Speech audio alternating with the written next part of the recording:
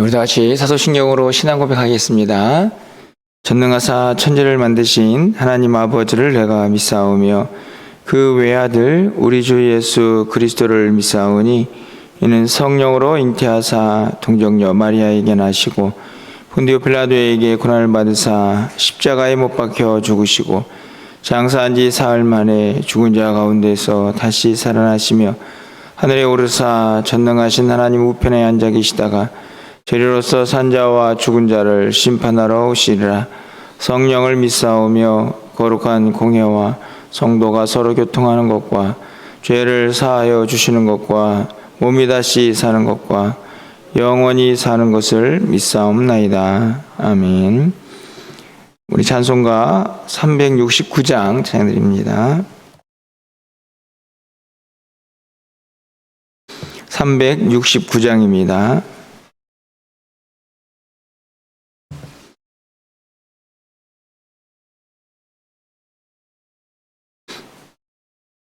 죄짐 맡은 우리 구주 어찌 좋은 친군지 걱정 근심 무거운 짐 우리 주께 맡기세. 주께 고함 없는 고로 복을 받지 못하네. 사람들이 어찌하여 아랠 줄을 모를까. 시험 걱정 모든 괴로움 없는 사람 누군가. 부질없이 낙심 말고 기도드려 아뢰세. 이런 진실하신 친구 찾아볼 수 있을까. 우리 약함하시오니 어찌 아니하릴까. 근심 걱정 무거운 짐 아니 진짜 누군가. 피난 저는 우리 예수 주께 기도드리세. 세상 친구 멸시하고 너를 조롱하여도 예수 품에 안기어서 참된 위로 받겠네. 아멘. 오늘 하나님 말씀은 마가복음 9장입니다. 14절에서 29절까지 말씀을 교독하겠습니다.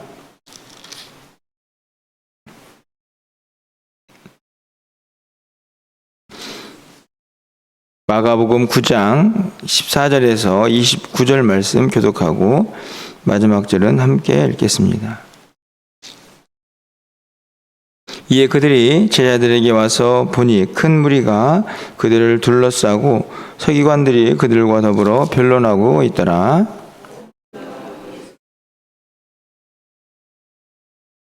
예수께서 물으시되 너희가 무엇을 그들과 변론하느냐.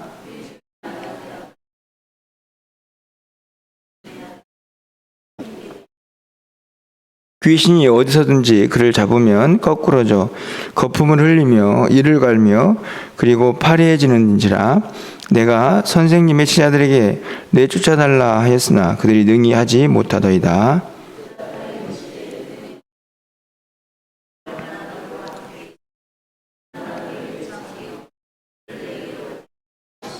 이에 데리고 오니 귀신이 예수를 보고 곧 그 아이로 심히 격려를 일으키게 하는지라 그가 땅에 엎드려져 구르며 거품을 흘리더라.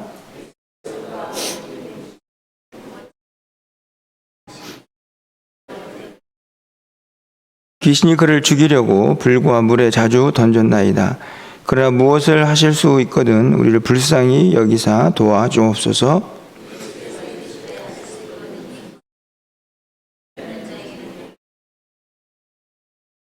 곧 그 아이의 아버지가 소리를 질러 이르되 내가 믿나이다. 나의 믿음 없음을 도와주소서 하더라.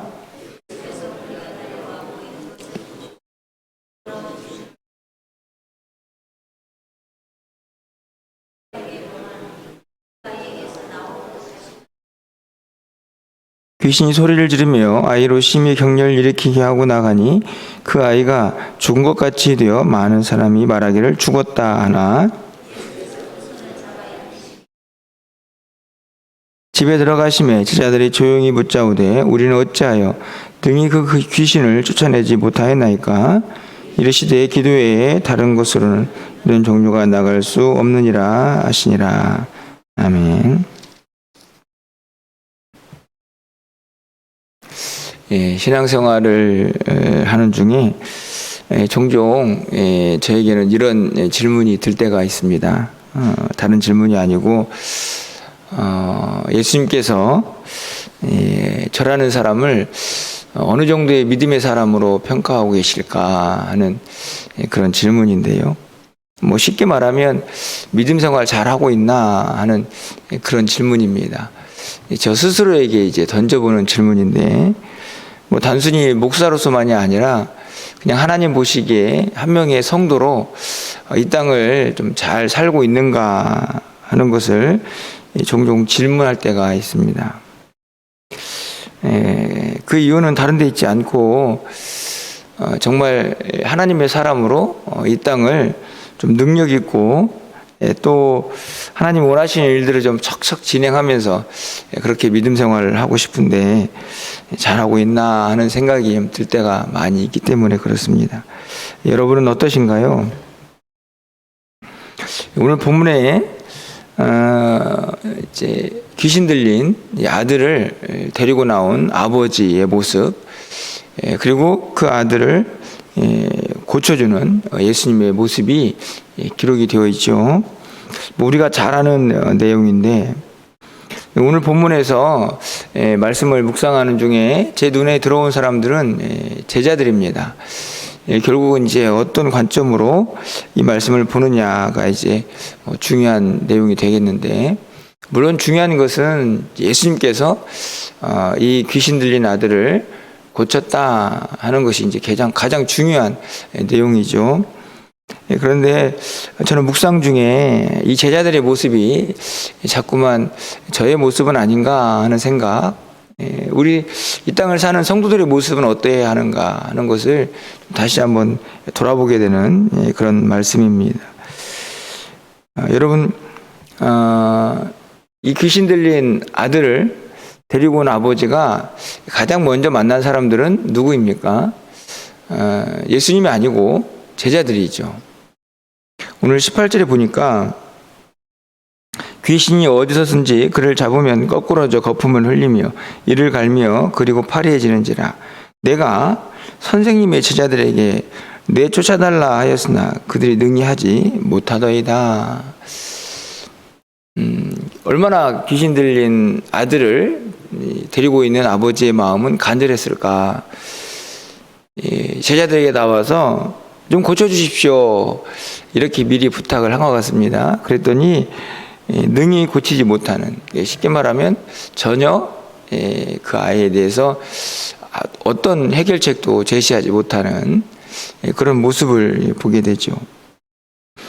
바로 이어지는 말씀을 보면 예수님께서 믿음이 없는 세대여, 이렇게 말씀하시죠. 또 세대를 논하고 계시는데 예수님이 살고 있던 당시의 모습입니다. 믿음이 없는 세대만이 아니고 실제적으로 저는 문득 이렇게 귀신 들린 이 아들의 모습이 이 당시의 세상의 모습은 아니었는가 하는 생각을 좀 갖게 됩니다. 이 세상이 점점 이해할 수 없는, 정상적으로 보이다가도 갑자기 이렇게 미친 듯이 날 때는 그런 세상의 모습, 전혀 이해가 안 되죠. 그런 믿음 없는 세대, 음란하고 죄가 많은 세대의 모습이 그 당시의 모습이었는데, 그 가운데에서 이 제자들의 모습이 어떻게 보면 좀 능력 없어 보이는 것이죠. 아니, 실제적으로 능력이 없어 이 아버지의 마음을 실망시키고 있기도 합니다. 오늘 이 세상과 이 아버지의 간절함, 그리고 미쳐가는 이 아들에 대한 아버지의 마음, 그리고 고통당하는 그 아들을 생각해 볼 때에 이 제자들이 능력을 베풀어서 그 문제를 다 해결하면 얼마나 좋았을까 하는 생각이 좀 들기도 하지 않습니까? 그런 의미에서 우리는 이 땅을 살아가는 동안에 이 세상도 역시나 믿음이 없고 또 죄도 많고 또 우리가 이해가 안 되는 그런 세상인데, 그 가운데에서 어떤 모습으로 살고 있는가? 혹시 제자들처럼 능력 없는 모습으로 그냥 세상 사람들에게 어떤 영향력도 끼치지 못하는 그런 모습은 아닌가 하는 좀 두려움이 생기는 것입니다. 이 과정에서 이 제자들만 보이는 게 아니고 아버지도 보이죠.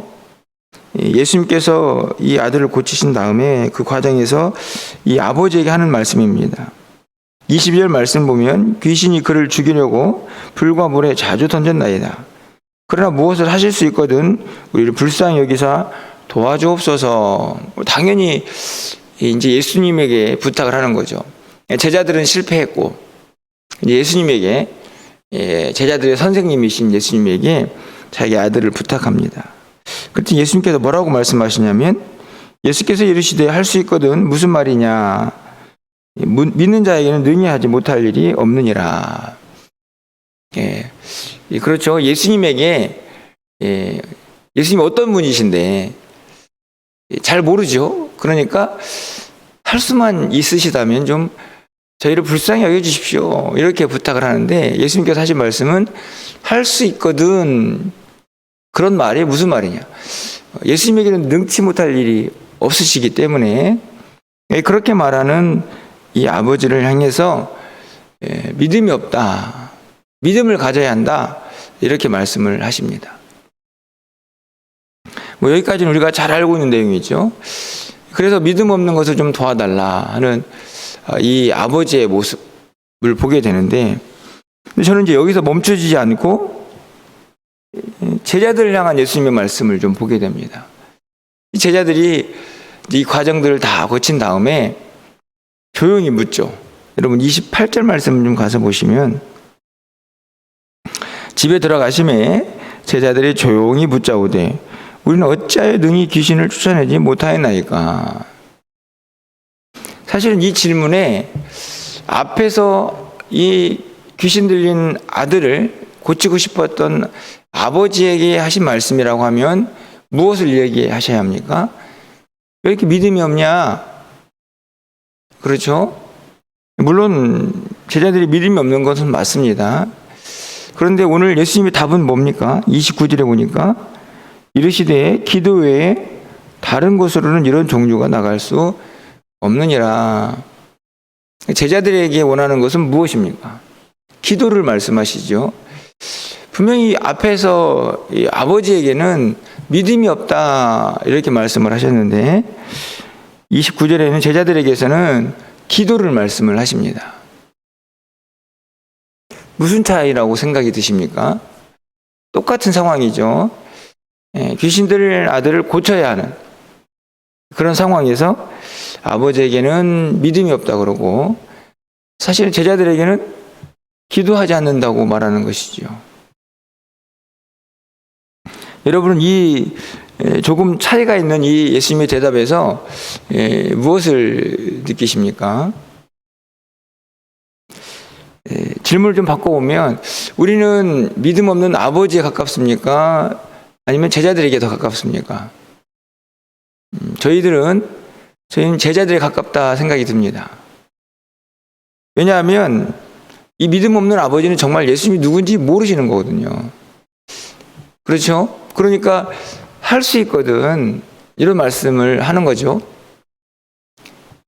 그런데 우리는 제자들처럼 믿음이 온전하진 않지만 좀 부족한 점도 많이 있지만 믿음이 있습니다. 예수님이 누군지도 알고 그리고 예수님을 따라다니고 믿고 쫓는 자들이죠.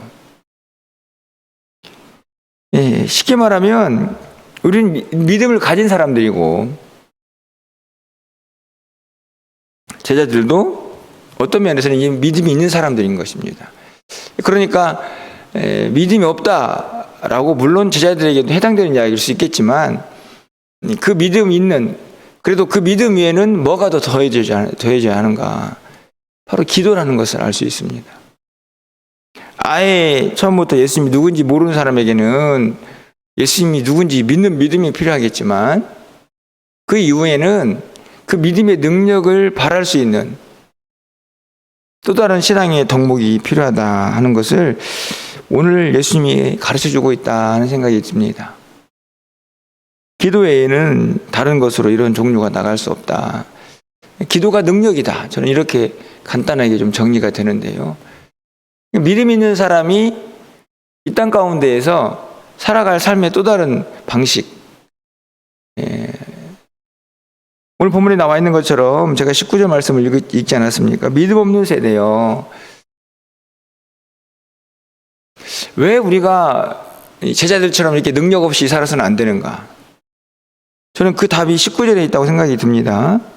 거기 19절 다시 한번 보시면 믿음 없는 세대여라고 한탄하신 후에 예수님께서 하신 말씀을 우리가 눈여겨보아야 합니다. 내가 얼마나 너희와 함께 있으며 정말 중요한 제가 보기에는 19절에서 이 가장 우리가 잊지 말아야 할 구절이 아닌가 생각이 드는데 내가 너희와 얼마나 함께 있겠느냐 이게 무슨 말씀인가요? 결국은 예수님이 떠날 시간이 있으신 거죠. 우리가 알다시피 십자가에 죽으시는 겁니다. 뒤에서도 이제 말씀이 나오지만 그 예수님이 떠난 자리에 누가 있습니까? 누가 남죠? 제가 지난 주일에도 말씀을 드린 것 누가 남냐면 제자들이 남습니다.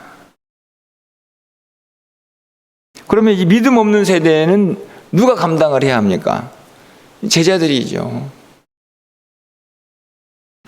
사실은 예수님의 시대보다 지금이 더 미쳐가고 더 악한 세상이 아닙니까? 예수님도 이제 승천하셨고 물론 여전히 함께 하시지만 당장 우리 눈에는 보이지 않으시는 분이시죠. 제자들도 없습니다. 제자들도 다 떠나갔지 않습니까? 하나님 나라에 갔습니다. 우리는 남은 사람이 누굽니까? 예수님이 다음에 떠나신 다음에 제자들 남고 제자들이 떠난 다음에 또 누군가의 제자들이 남았겠죠. 그리고 내려와서 오늘 이 시대에 우리가 있습니다. 결국에는 오늘 말씀 속에서 저는 우리의 모습을 보게 되는 것이죠. 이 믿음 없는 시대를 살고 있는 우리는 이 미쳐가는 아이를 이미 귀신 들린 아이를 간절히 고치고 싶은 아버지의 마음. 쉽게 말하면 이 세상을 복음으로 고칠 수 있는 능력이 우리에게 있는가? 혹시 제자들처럼 무능한 것은 아닌가? 우리가 가는 곳에서 우리가 살고 있는 곳에서 아무런 영향력도 끼치지 못하는 그런 우리들은 아닌가 하는 생각을 해보게 되는 것입니다. 그런데 그 답도 제시를 하고 계시죠. 이 믿음 없는 제자들, 능력 없는 제자들에게 무엇을 말씀하십니까? 기도하라, 기도하라. 기도 외에는 이런 유가 나갈 수 없다. 기도가 능력이다. 이 미쳐가는 세상, 너희들의 능력이 필요하고 너희들의 도움이 필요한 이 세상에서 복음으로 승리하는 길은 믿음 위에 기도를 더하는 것이다. 저는 그렇게 말씀하시는 예수님의 음성을 이 새벽에 듣게 됩니다. 기도가 능력이라는 것을 모르는 분은 없을 것입니다. 기도가 쉽지는 않습니다. 제가 언젠가도 말씀을 드렸지만 어떤 신학자는 기도가 노동이라고 그렇게 이야기를 했던 기억이 납니다. 쉽지 않은 일이죠. 시간도 할애해야 하고 이제 3월 한 달 동안 계속 살펴보겠지만 기도에는 간절함도 있어야 하고 사실은 어떻게 볼 때는 우리의 모든 걸 쏟아부어야 하는 그런 시간이 기도의 시간일 수도 있습니다. 하지만 그렇기 때문에 능력인 것이죠. 누구나 다 할 수 있다면 그게 능력이 될까? 저는 오히려 그런 생각이 듭니다. 하지만 분명히 기억해야 합니다. 믿음 위에 성도는 기도의 능력을 더해야만 이 미쳐가는 믿음 없는 세대를 바꿀 수 있다 하는 것입니다. 오늘 말씀을 붙잡으시고 여러분들은 이제 새벽을 깨우시는 분들이기 때문에 이 말씀을 그래도 그렇게 부담 갖지 않고 들을 수 있지 않을까 이런 생각이 듭니다. 이 새벽에 여러분들이 더 믿음으로 하나님 앞에 간절히 부르짖고 그 기도를 통해서 하나님의 능력을 덧입는 하나님의 사람들이 다 될 수 있기를 주님의 이름으로 간절히 축원합니다. 이 시간을 여러분이 힘들게 나오지 않았습니까?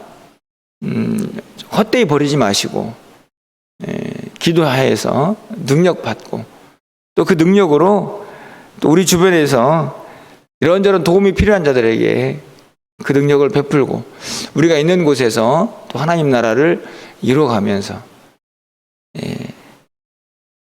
여러분이 처하고 있는 삶의 곳곳에 이 복음의 능력들이 나타나는 그런 은혜를 날마다 경험하시면서 그렇게 믿음의 길을 걸어갈 수 있는 우리 모두가 될 수 있기를 주님의 이름으로 간절히 축원합니다. 기도하겠습니다. 사랑의 하나님 감사합니다. 새벽을 깨울 수 있음에 감사를 드립니다.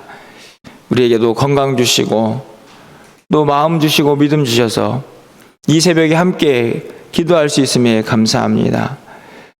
이 악한 세상 속에서 믿음 없는 세상 속에서 우리가 어떻게 능력을 베풀며 하나님 나라를 이루며 살아가야 할까 질문하는 우리에게 오늘 예수님께서 답을 주시니 감사합니다. 믿음이 없는 세상 속에서 당연히 믿음이 있어야 하겠지만 믿음의 사람들은 반드시 기도로 능력을 받아야 한다는 것을 다시 한번 말씀해 주셨사오니 이 말씀 다시 한번 마음속 깊이 새기게 하시고 기도로 능력받아 이 세상을 변화시키며 하나님 나라를 이루어갈 수 있는 믿음의 사람들이 다 될 수 있도록 주님 인도하여 주시옵소서. 간절히 고치고 싶어서 제자들에게 찾아왔지만 아무런 능력도 행하지 못했던 그런 제자들의 모습이 되지 않기를 간절히 소망합니다. 하나님 우리 모두를 불쌍히 여겨주셔서 우리가 사는 곳에서 주님의 이름으로 복음으로 이 세상을 바꿔갈 수 있는 능력의 사람들 다 될 수 있도록 주님 우리를 사용하여 주시옵소서. 기도하게 하시고 기도로 능력받게 하여 주셔서 각자의 자리에서 그 능력 행하며 살아가는 하나님의 사람들 다 되게 하여 주시옵소서. 새 학기가 시작이 되었습니다.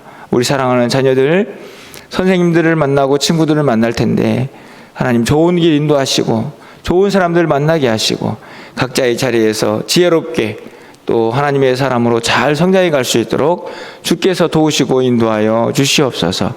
줄타한 성도들을 발걸음을 복되게 하시고 연약한 성도들에게 새 힘을 더하여 주시옵소서. 이 한 주간도 믿음 위에서 든든히 살아가는 우리 모두가 될 수 있도록 주께서 역사하여 주시옵소서. 오늘도 우리의 기도를 들어응답하여 주시기를 간절히 소망하옵고 우리 주 예수 그리스도의 이름으로 기도합나이다. 아멘.